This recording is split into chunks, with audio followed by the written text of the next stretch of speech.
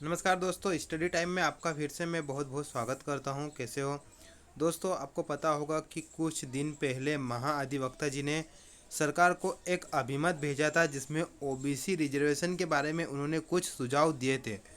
और यहां पर वो सुझाव सरकार ने मान लिए।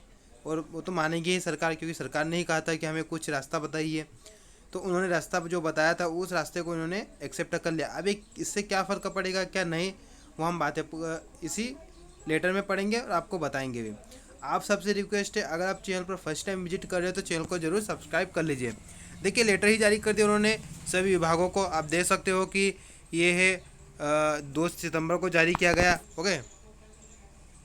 और किनको? समस्त संभागयुक्त विभागाध्यक्ष, कलेक्टर, सीईओ, जिला पंचायत, सबको। ओके।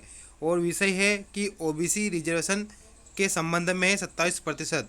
अब मैं थोड़ा इस पर दिखा देता हूँ। तो ये जो पैराग्राफ है ये ओबीसी रिजर्वेशन के बारे में बताया गया है कि 27% कब किया गया है।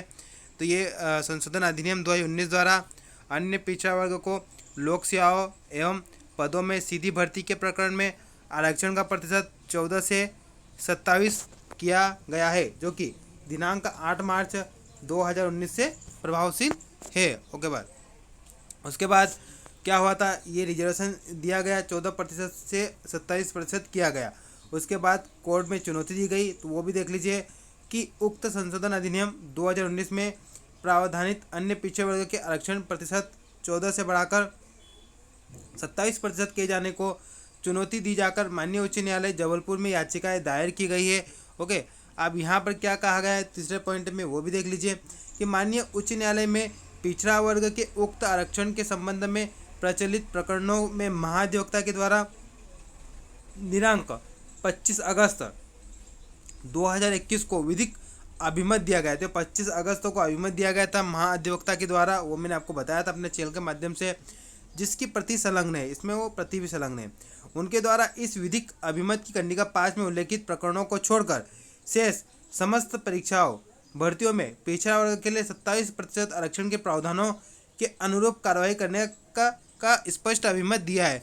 मतलब दोस्तों, यहाँ पर कहा गया है कि जिन भर्तियों पर याचिकाएं लगी है उन भर्तियों को छोड़कर नई भर्तियाँ 27% के हिसाब से आप कर सकते हो, यह अभिमत दिया है।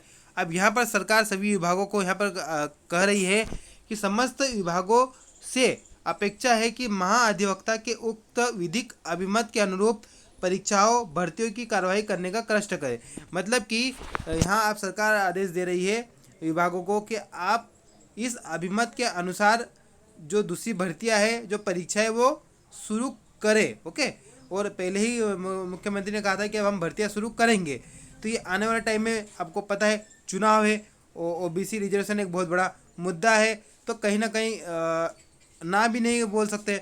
ओके। तो इस तरह से नई भर्तियों में 27% आरक्षण दिया जाएगा। अब दोस्तों, सबसे बड़ा सवाल यहाँ पर यही उठता है, हाई कोर्ट के फैसले के बिना अगर ये आरक्षण दिया जा रहा है तो सिंपल सी बात है, यहाँ पर भी कुछ कैंडिडेट जाएंगे कोर्ट। ओके। देखिए, यहाँ मैं किसी भी पक्ष का सपोर्ट नहीं कर रहा हूँ, ना ही किसी पक्ष का विरोध कर रहा हूँ। यहाँ मैं एक फैक्ट बात बता रहा हूँ। आप किसी भी वर्ग से, किसी भी इससे रिलेटेड हो, ओके, आप खुद सोचिए कि सरकार को ये मामला हाई कोर्ट में सुलझाना चाहिए, तो सरकार उसको इस तरह से सुलझा रही है। ये थोड़ा आश्चर्यजनक है, क्योंकि भर्तियाँ निकलेगी फिर वापस वो भर्तियाँ कोर्ट में जाएगी। तो यहाँ पर सरकार को ये जो 27% अगर आरक्षण सही में देना है तो कोर्ट में जाकर अपना अच्छे से पक्ष रखिए, तो वहाँ से दिलवाए। ओके। आने वाली भर्तियों को कोई नुकसान नहीं होगा। बाकी यहाँ पर कहा गया है कि जिन भर्तियों पर याचिकाएं लगी है उनको छोड़कर नई भर्तियों पर दी जाए, तो नई भर्तियों पर भी याचिकाएं लग जाएगी। काम बहुत बड़ी बात है दोस्तों। बाकी ये तो मैं आपको पहले भी डिस्कस कर चुका हूँ जब अभिमत आया था। आप सरकार ने लेटर जारी कर दिया, आप क्या कहना चाहते हो आप कमेंट कर ही सकते हो। धन्यवाद, मिलते हैं नेक्स्ट वीडियो में, तब तक के लिए जय हिंद, जय भारत।